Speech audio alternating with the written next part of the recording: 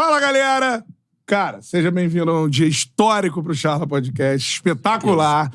Mano, acredita na parada que tu faz aí, que pelo menos pra gente valeu a pena. Faça com competência, com seriedade. Se esforce muito, né? Trabalhe muito, que... Não é só fazer também, né? Hoje vai ser difícil aqui a gente não lembrar de tudo que passou, assim, porque... Pô, não, vamos lembrar com o cara, hein? Betão, tamo junto. Tamo junto. Sigam o Betão. @o Beto Júnior _. Mudar pra @Betão. Então, mas aí vamos ter que chegar com uma força-tarefa lá no Instagram, né? Vou chamar o Luva de Pedreiro, que ele é amigo da galera do Instagram. Isso né? aí. Se ele conversa lá, ele libera. _o Beto Júnior. O Beto Júnior. Underline. Isso aí. @Cantarelli Bruno sou eu. Siga o Charla Podcast nas redes sociais. @Charla Podcast em todas elas. E claro, se inscreva no canal. Estamos a caminho de 1 milhão de inscritos aí no YouTube, que pra gente é motivo de muito orgulho. Outra parada, o Charla é o quê, Betão? É um podcast, né? Você pode só ouvir. Isso. Spotify. Lá atrás era assim, agora até você pode No ver. Spotify né? tem vídeo também, É né? verdade. Spotify, no Deezer, nos siga aí nas plataformas de áudio. Se tá ouvindo agora o nosso conteúdo, cola lá no YouTube. Isso. E se inscreva no canal, beleza? Com a gente aqui, vocês já sabem, convidado absolutamente especial. Eu acho que a gente vai falar pra ele aqui no ar, que ele mudou a nossa vida. Sim. De uma forma indireta. E depois Mas a gente foi é um sabendo também que ele consumia, que ele tava ligado. a gente ele começou interagindo, né? a saber disso. Então, com a gente aqui, cara, multicampeão, um lateral dos maiores da história do futebol brasileiro, um jogador de absoluta inteligência. Irmão, e qualidade de passe? Brincadeira, né? Inteligência, né? É um meia que atua na lateral, multicampeão com o Flamengo, uma carreira espetacular no futebol europeu, seleção brasileira, Copa do Mundo, e o cara tá aqui na nossa frente. E ainda é do rock. E é gente boa, né? Isso aí tudo isso é gente boa. O cara é gente da gente, sem nenhuma afetação, nada. Chegou o dia, Felipe Luiz no Charla Podcast. Palmas pra ele. Aconteceu, hein? É que enfim. Pô, que honra. Vou chamar Filipinho. Pode ser? Pode chamar, claro. Mas primeiro, peraí. É @Felipe Luiz, né? Não tem que falar isso. lógico. Porque eu tenho um amigo no Instagram que conseguiu. Você não tem, né? Não. Tem um underline no final e tal. Você conseguiu. Não é o Luva de Pedreiro, mas consegui. @Felipe Luiz. Prazer estar aqui com vocês. Uma honra muito grande. Pô, Vi cara. muito esse podcast, mas tô muito decepcionado com vocês. Por quê? Muito, cara. Essa mesa aqui não é de verdade. Essa mesa... Eu jurava que isso aqui era madeira, cara. Que era aquela madeira linda de restaurante. Tem uma caixa de pizza aqui, linda também. E não é. Não é. É como a Cantarelli falou, milagres na cenografia.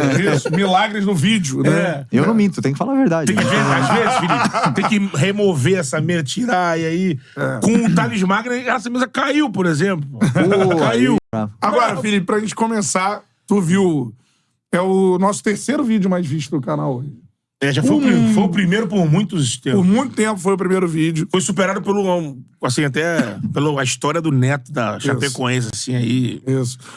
É do Neto e Neto. tem mais um também. Teve um agora de reta final também, que subiu também. Mas esse aí... Mas foi- assim, Tirou de quê? De 10 pra 30? eu aprendi a fazer o podcast aquele dia, por conta daquela resposta que o Barroca deu, assim. E a gente não tinha esse estúdio aqui ainda, então era um estúdio alugado, humilde, a gente, não tinha grana também, a gente alugava aquele estúdio. O Barroca foi extremamente legal com a gente, porque o dono do estúdio atrasou, a gente ficou enrolando ele e tal. E a última pergunta da resenha com ele foi aquela ali. E, assim, eu acho que já falavam em você como técnico, mas eu acho que é ali que isso se tornou gigantesco. Bomba no Twitter. E a gente não esperava, a gente tava muito no início do podcast, assim, graças a essa história, tudo na nossa carreira, na nossa vida, na história desse canal aqui mudou. Sempre que eu tava falando isso aqui em off, né? A gente começou a perceber que chegava um convidado grande, assim, tal, e o cara falava, não, pô, você conhecia, viu o Charla? O podcast lá que o Barroca falou do Felipe Luiz. Então essa história, por muito tempo, ficou assim, sendo meio que um abre-alas nosso pra galera da bola. Então, E depois você falou com a gente nas redes sociais, assim, cara... O que nós temos que fazer é agradecer o Barroca, então, né? É isso, Barroca. Obrigado. Não, o Barroca falou assim pra gente ontem. Olha, foi maneiro, vocês cresceram, todo mundo se deu bem, e eu fiquei levei o nó do Felipe na beira do campo. Pô, pior que foi. Mas depois disso a gente foi almoçar. Eu fui almoçar com o Barroca, com o Mauricinho, que eles são amigos, né? E Fiquei muito feliz de ver aquele vídeo que ele falou. Não foi mentira, foi verdade. Foi verdade. Conta essa história pra gente agora. Flamengo e Curitiba, né? Flamengo e Curitiba. Assim, primeiro, o Barroca, grande treinador, e eu já sabia, porque eu já tinha alguns companheiros que tinham trabalhado com ele. E eu pergunto de todos os treinadores do mundo. Gosto muito de saber se o treinador é bom ou se é ruim, o que ele faz de errado e tal. E o Cícero já tinha jogado com ele e falou: pô, Barroquinha. E não é o Barroquinha, é o Barrocão, né? E até o Cortez mesmo, né, que tava aqui, falou muito bem dele, pra mim. Mas a gente foi jogar contra, e aí a parte positiva da pandemia, assim, de jogar sem público, né? É que o que você fala se escuta em todo o estádio. Então, não só taticamente, senão também se impor um pouco durante o jogo, passar uma mensagem pro adversário. Não tem ninguém, você fala, você grita, todo mundo escuta. E se escuta as coisas boas e as ruins também. Então, nesse dia do Curitiba, como ele já contou, né, eles tiveram um jogador expulso. E nosso time tava com o jogo muito controlado. Só que ele fez uma substituição ali que foi... Assim, tava dando um calor pra gente. Acho que eles botaram uma bola na trave. O Cezão, que foi o nosso goleiro aquele dia, fez uma defesa boa, mas, pô, tava fácil de ver, porque ele botou 2 atacantes, faltavam no meio. Tipo, era uma matemática, não tem onde... Então, no caso, eu e o lateral direito, acho que acredito eu que jogou o João Lucas. Minha memória é boa, mas não tenho certeza. E aí a gente tava sozinho. E aí eu dei uns quantos berros lá, nosso time já se recompôs e já arrumou. E foi do lado dele, né?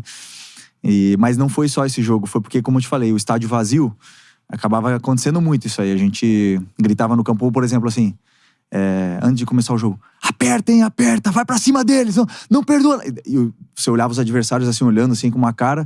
Então a gente já fazia, não ia apertar ninguém, mas a gente já só falava que ia pra ir também as coisas que dentro do campo, por exemplo, eu sou muito de brincar no campo pra tirar um pouco o peso do jogo, né? Então, atenção, né? Com o Diego Alves, por exemplo, toca a bola aqui, geladeira e tal. E aí ele tu dá uma zoada nele. E ele também me zoava e tal. Aquele vestiário lá não tinha limite, né? Mas foi uma história incrível essa do Barroca. Pelo jeito que ele contou, né? Pelo jeito que ele contou. Contou assim, muito bem. Pô, impressionante. Storytelling. Muito bem. Sensacional. Sensacional. Começou e por isso o Felipe Luiz, né? O mundo deu voltas e tal. O Charla cresceu. O Felipe Luiz tá aqui. Pra gente é uma honra enorme pra nós 6 aqui. Somos uma banda. Daqui a pouco a gente vai falar de rock também. É verdade. Então, assim, é uma realização gigantesca pra gente. Com certeza, nossa. Pô. E hoje, ó, temos aí a novidade do Zé Delivery. Beleza? Sim. Já tá aí na Tem tela. o QR Code aí, né? Pra você acompanhar a resenha, dá tempo. Dá. Pede aí no Zé Delivery, o QR Code tá aí na tela. Né, aquela bebidinha, pra você ficar relaxado. Muita salgadinho, coisa, né? Muita tudo coisa mais. também. Isso aí. Peça no Zé Delivery, parceiro nessa resenha hoje, aqui no Charla Podcast. Seja muito bem-vindo aí ao Zé Delivery. Com né? certeza. Tamo junto. Queria aproveitar nessa onda que o Felipe contou de Campo Fala, né? Que é até uma coisa que o Tite, ele... Na campanha pra Copa de 2018, o Tite usava muito isso, né? Quando perguntavam pra ele: e aí, fulano, ciclano, quem joga? Ele, o campo fala, né? O campo fala. O cara estiver jogando, vai jogar. No treino, vai bem, vai jogar. E tem um negócio... Você deve ter visto isso naquele time, na virada de 19 pra 20, no Carioca. Foi isso. Teve um jogo com o Boa Vista. Me corrija aí. O Everton Silva, né? Tinha até jogou no Flamengo. Ficou muito marcado. Ele conversando com um amigo, depois aquela coisa de vazamento, né? Mas ele conversando com um amigo, porque o amigo cobrou dele. Pô, você não marcou os caras? Jogou com o Flamengo. Ele, marcar? Como é que tá? Você não tem noção. É que nem se entrasse no ringue contra o John Jones, pô. Os caras tocam, falam, casa 1, casa 2, como mundo. Assim, a gente só viu aquilo, vocês fazendo isso naquele momento. O que era isso? Isso chega de que forma? É aquela coisa que o Cristóvão falou aqui, tempestade perfeita. Assim, é isso, assim, fala um pouco pra gente. Que era o Flamengo passou, do Jorge Jesus. Essa coisa dessa sinergia, essa movimentação no campo alucinada. Cara, foi muito legal essa história, porque esse áudio vazou, né? E aí ele falou: pô, os caras são bons, tal. Eles falavam dentro do campo, pula uma casa, não entendia nada. Só que a gente nunca falou pula uma casa. E ele falou aquilo no áudio. Então a gente foi pro treino depois, e aí o Jorge Jesus tava dando treino lá, e a gente falava, pula uma casa, só por causa daquele áudio. E ele falava, pula uma casa? Que isso? Pula uma casa, ele não tava entendendo nada. Mas ficou, e naquela época, né, a gente... Aí nos próximos jogos dentro do campo, a gente começava a falar também Por um acaso pros adversários lembrar do áudio. É, muito, muito legal. Mas a energia que existia naquele grupo, primeiro, porque foi um grupo vencedor. A gente ganhou e só perdemos 4 jogos, né? O Jorge Jesus, aliás, só perdeu 4 jogos. Depois, na época da pandemia, acabou os jogos. Você tá falando 2020 já. É, isso aí. Acabaram os jogos, ficamos um tempo parado e ficamos treinando. Só que o grupo era tão bom, mas tão bom que os treinos eram assim... Era um campeonato, parecia. Porrada cantava. E assim, o nosso ambiente era excelente. Nós ficava lá, treinava, a gente ficava lá na resenha e tudo mais. Tinha aquele negócio do distanciamento no começo, mas logo depois a gente já conseguia treinar sozinho, porque nós testávamos de Covid sempre e tal. Poderíamos treinar todo mundo junto. E, como eu te falei, o clima era tão bom, só que era tão pegado que o Jorge Jesus fazia um... Eu não sei se alguém contou isso aí, mas fazia um coletivo sempre no sábado. A gente treinava toda semana, ficamos acho que, sei lá, um mês treinando, se eu não me engano, né? Até voltar ao Campeonato Carioca. E ele fazia um coletivo no sábado, treinava durante toda a semana. E aí nós falamos assim, cara, vamos importunar esse cara. Vai ter um coletivo no sábado, é uma pegada do caramba, titular contra a reserva. Era rivalidade, porque os reservas sempre falavam que eles eram o único time capaz de parar aquele titular. Uhum. Então vamos fazer o seguinte, vamos fazer jogo de Champions. Vamos também importunar o Mister já, vamos fazer ele ficar com raiva. Aí todo mundo tinha, sei lá, ganhou da Adidas uma bola da Champions, tal, com as estrelas, tal. Cada um traz a sua. Aí trouxemos lá, sei lá, 8, 10 bolas na Champions, colocamos o hino no sábado de manhã. Aí ele vai lá, aquece, não sei o que e tal, começa. Aí ninguém começou. Todo mundo ficou enfileirado, aí botaram a música da Champions lá, com bola da Champions. Aí ele olhou assim e falou assim, foda-se, esse grupo é diferente mesmo, você sempre quer o melhor, ele falou.